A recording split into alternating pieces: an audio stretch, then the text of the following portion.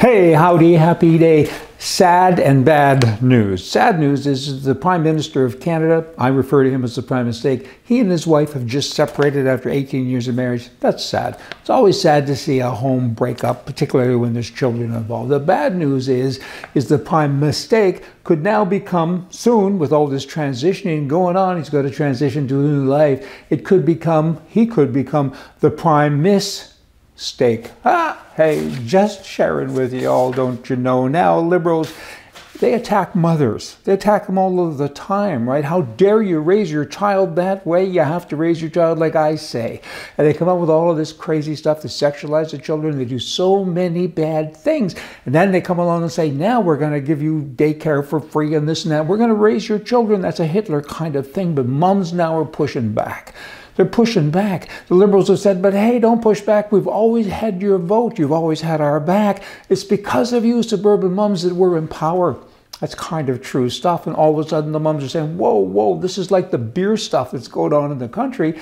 Hang on here. You're taking this for granted, and how dare you? You're trying to do what to my child? My children are coming home and they're saying, I think I want to be gay. Really? And they are pushing back. What's going to happen in the next election here in North America, Canada, the US, and other countries as well? I think the mothers are finally coming out of the ether. I truly do. We will see. Let me talk about guns. Boomity, boomity, boom, boom. But the bad thing about guns is that they kill people. Sometimes the wrong people. Suicide. 61% of all gun deaths are suicide.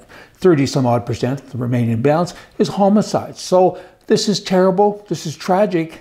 How do we prevent that? Of course, gun people that are against guns, people that are against guns, blah, blah, they say get rid of all of the guns, let's have more gun control. It's about mental health. It's not about guns. And I've had many arguments with many people about that. If there were no guns around, people wouldn't take their own lives. That's not true. That's just not true. It can't be. They would stand in front of a bus. They would take pills. I mean, overdoses happen now. Some of them maybe aren't intentional, but effectively it is suicide, whether it's intentional or not. And the person who sold the drug should be hung. That's that other story, hey. But back to the 61%. That's a big number. So how do we fix it? It's about mental health. It isn't about guns. People kill people. Guns don't kill people. Oh, but suicide. Let's go back, way back to biblical times. Soldiers would fall on their sword all of the time. King Saul fell on his sword. Judas, he's the bad guy. He took his 30 pieces of silver and he tossed them. He threw them down and he hung himself. And there's so many examples. David, King David, his son's servant said, I've had enough of this. He hung himself. Suicide is a way of life. And it's been going on since the beginning of time. And then go over to ancient Greece and Rome. Suicide was a big thing, and there were no guns. There were no boomity booms. There were hangings. That was what most people did. But they fell on their sword. That was a popular thing as well. That would be the equivalent, I guess, of the gun thing today. So it's not about the weapon. It's about life. It's about bad things that happen in people's lives. How do we fix that? We don't fix it by taking away knives and swords and guns, because good people use them. So don't penalize me because you don't know what to do about someone else. Colombia. Jumping around, keeping up. Colombia, the president there, his son, he's been charged now for money laundering. He's a bad guy. He's had a bad life. Sound familiar? Swing, of course, over to the United States of America. You got kind of the same thing going on. Some people and their kids, right? Presidents and their children. This one in the U.S. So, I mean, what a scandal this is. And it's interesting how the Biden people are reacting to it. Instead of saying, my poor boy, let's get you into treatment, you broke the law, and I'm in charge of the law. What does he do? He goes out and he charges Trump every other day with a new crime. It's called distraction, pivot, distract. We got to get everybody's focus off of this. Go to CNN, all they talk about is Trump. He's such a bad guy. Hasn't been president for almost 3 years. There's new charges about his presidency all of the time. It's distraction. I guess it works with people with no minds, but it shouldn't work, and I hope it doesn't. Singapore.